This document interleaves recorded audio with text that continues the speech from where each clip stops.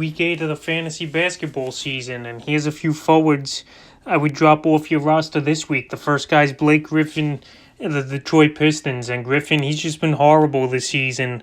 On the year, he's ranked 253rd in fantasy basketball, 12.2 points a game, 5.4 rebounds, 3.7 assists, 2 threes a game he's actually hitting, though, 70% from the foul line, 36% from the field. Griffin, I thought he would break out of this slump, but now we're already in week 8 of the fantasy basketball season, and I had Griffin in a couple leagues, and I dropped him this morning. I don't know how much longer you can wait for him to produce, but he just hasn't produced this season, and he don't play back-to-back games, or he gets load management rest as well, is Griffin. And the last 3 or 4 games, he really hasn't done much.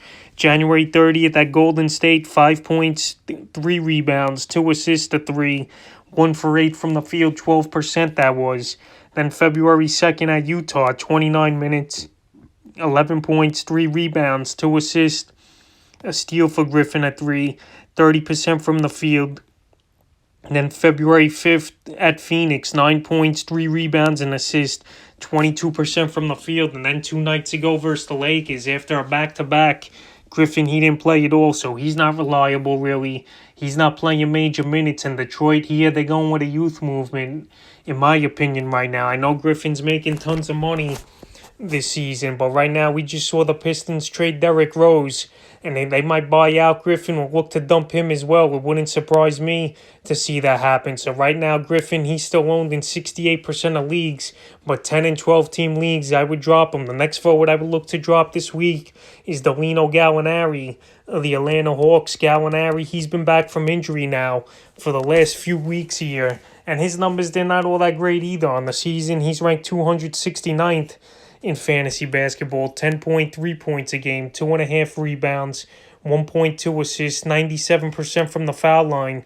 43% from the field. In the last few weeks, though, he's really struggled, Gallinari, ranked 300th in that time with 9.7 points a game, 2.3 boards, 1 assist a game, 1.4 threes a game, 95% from the foul line, 38% from the field. So Gallinari, he's not scoring the basketball well.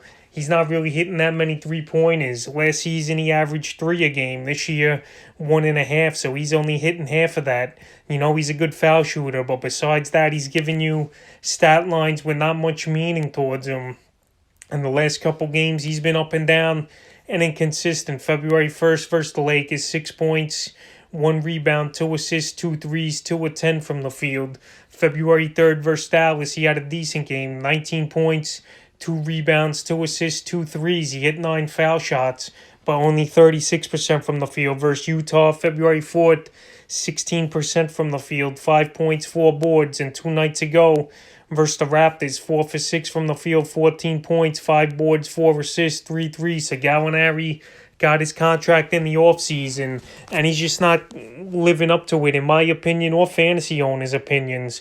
Right now, he's available still in 45% of fantasy leagues, and his percentage has dropped down 1% so far in the last day. And 12-team leagues or deeper, you probably hold on to him one more week and see what he does. But 10-team leagues and less, you definitely drop Gallinari. And the third and final forward I would drop this week is Nance Jr., the Cleveland Cavaliers. Nance Jr., he's banged up now with a bad finger, 4 to 6 weeks. He broke it on his left hand. And Nance on the season, he was doing decent, 52nd ranked in fantasy basketball, 48% from the field, 57 from the line, 9.3 points a game, 6.8 rebounds, 1.9 steals, 3.2 assists. So Nance, he was giving you a little bit of everything, but his games, they weren't huge games.